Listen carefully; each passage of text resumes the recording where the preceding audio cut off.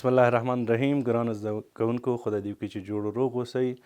د تیرو درسونو په دوام موږ د 11 ټولګي کیمیا مضمون دریم درس تاسو ته تشریح کوو چې د دې درس عنوان دی مولر محلول.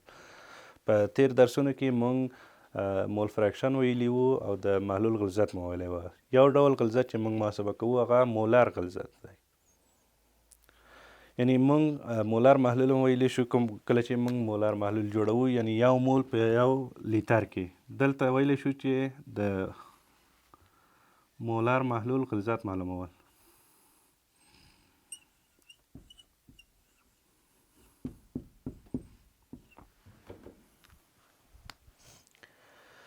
مولر غلظت موږ داسې تعریفوو که چیرې موږ یو مول د حل کیدونکي موادو په یو لیتر محلول کې حل کړو، موږ ته یو مولر محلول جوړیږي. یعنی یو مول په یو لیتر محلول کې غلظت څومره وي؟ یو مولر وي، چې په لاندې فرمول باندې ښودل کیږي. تاسې وګورئ چې غلظت سی غلظت ښیي ام مول ښیي مساوي کیږي تعداد د مولو تقسیم پر حجم. دا یو فورمول دی چې تاسې کتاب کې لوستلی، او کتاب کې بل فورمول هم دی د مولر محلول د محاسبه کولو لپاره، چې مولر محلول مساوي کیږي، یعنی سی ام غلظت د مولر محلول مساوي کیږي ام ضرب د 0 ضرب د مولر تقسیم پر مولکولی وزن او حجم. دا غلظت خی سی ام مولر غلظت.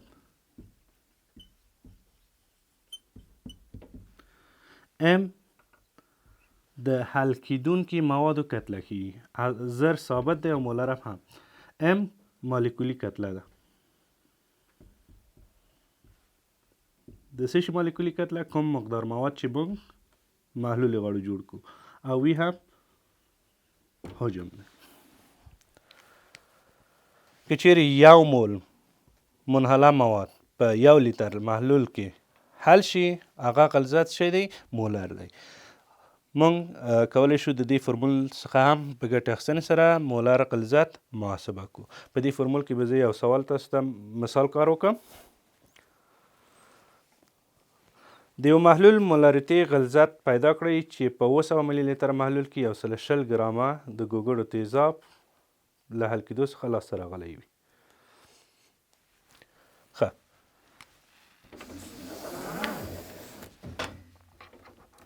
موږ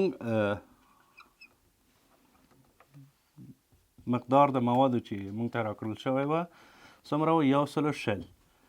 120 ګرامه څه شی و؟ د ګوګړو تیزاب H2SO4. د محلول حجم څومره وه؟ 900 ملي لیتر.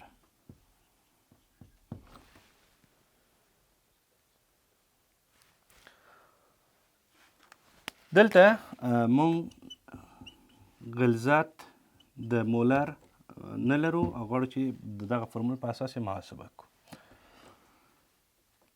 دلته لومړی موږ باید وپوهیږو چې د سلفوریک اسید مالیکولي کتله څومره ده. په دې موږ دې فرمول کې مالیکولي کتله موږ نه غوښتلې ده. د محاسبه کولو لپاره موږ د هایدروجن اتمي کتله ضربوو. هایدروجن یو ده، تعداد یې څومره دی؟ 2. سلفر 14 ضرب د 1. سلفر 22 او اکسیجن 14 ضرب د 4. دا چې ټول محاسبه کو 98 کیږي. یعنی د سلفریک اسید مالیکولي کتله څومره ده؟ 98 ده. نو دلته فرمول لیکو چې مولر غلظت مساوي کیږي. فرمول دلته لرو او دغه قیمتونه ځای په ځای کوو. 120 ګرامه ضرب د 0 ملي لیتره ضرب د مولر. مالیکولي کتله هم پیدا کړی څومره وه؟ د سلفوریک اسید مالیکولي کتله.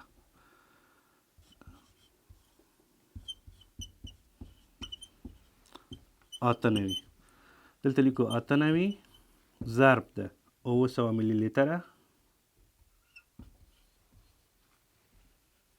دا قیمت که جمع ضرب کو د غلظت مولر مساوي کیږي د 1.15 ګرام فی لیتر کې.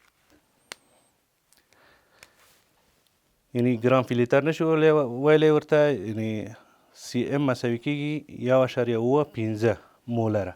مولر دلته موږ درلوده، مولر لیکو.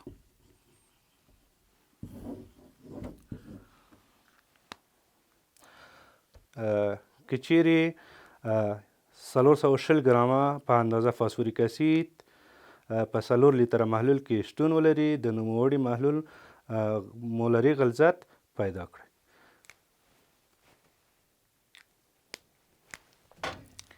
موږ فرمول درلوده چې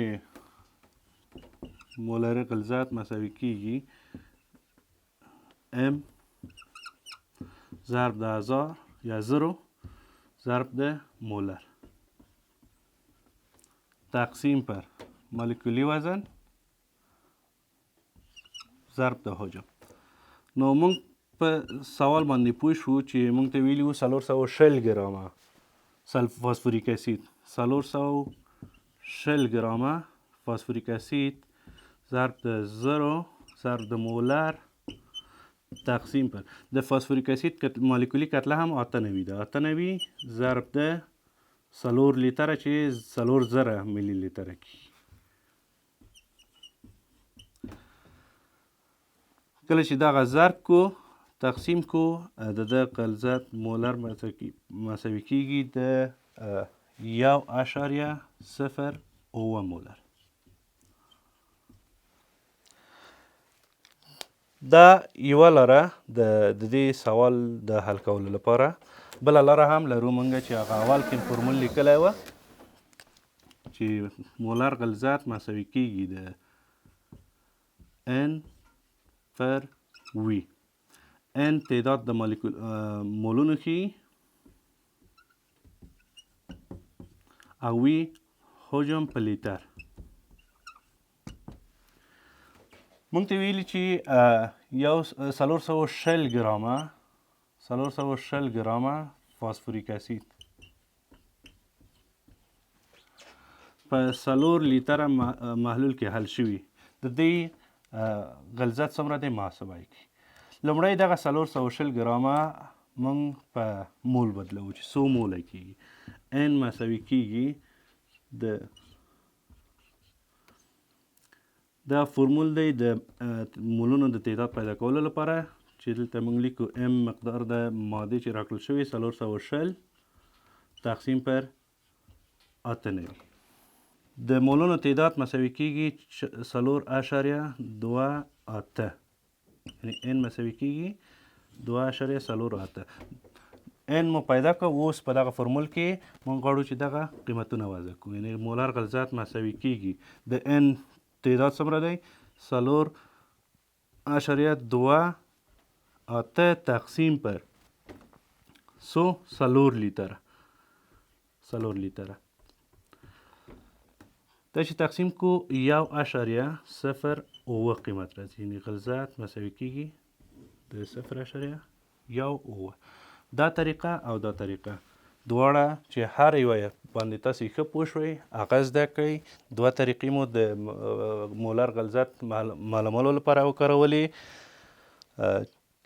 مولر محلول مو تاسو ته تعریف که، وروسته د تعریف مو دوه مثاله درته کار وکړل په دوه طریقو باندې.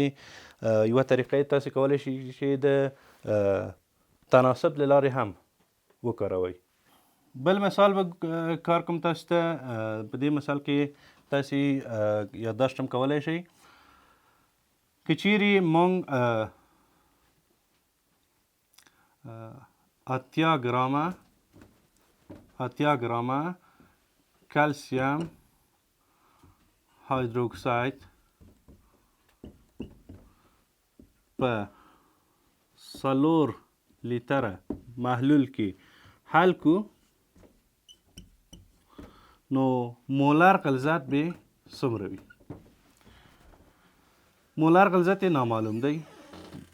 ام موږ ته راکړل شوی دی 8 ګرامه، حجم هم راکړل شوی دی 4 لیتره. دلته یوازې غلظت نامعلوم دی. موږ بیا هم د لنډ فورمول څخه ګټه اخلو چې د سی ام مساوي کېږي ان پر وي باندې. دلته 8 ګرامه کلسیم هایدروکساید څو موله کېږي او هغه د مولونو تعداد محاسبه کوو، بیا په حجم باندې تقسیموو. دا یوه لاره ده. او بله لاره یې دا ده چې موږ د کوم فورمول چې ستاسې په کتاب کې لیکل شوی دی په دې فورمول باندې ام ضرب د 0 ضرب د مولر تقسیم پر ام ضرب د وی باندې کار وکړو. موږ وروسته د محاسبې کله چې دا قیمتونه دلته وضع کړو، موږ 8 ګرامه منحله مواد درلودل ضرب د 0 ضرب د مولر تقسیم پر مالیکولي وزن د کلسیم هایدروکساید 4 دی ضرب د 4. مولر غلظت مساوي کېږي 8 ضرب د 0 8 زره کېږي. دغه 4 لیتره چې وو دا 4 زره ملي لیتره کېږي. دلته محاسبه کوو تقسیم پر 4 زره ملي لیتر ضرب د دا چې دواړه ضرب کړو وبښئ اختصار دپاره یې لرو چې دا 3 صفره د دې 3 صفره سره خلاص کړو 8 تقسیم پر 296. کله چې دا قیمت صورت په مخرج باندې وویشو نو قیمت چې موږ لاسته راځي 0.29 مولره کېږي. 2 مولره.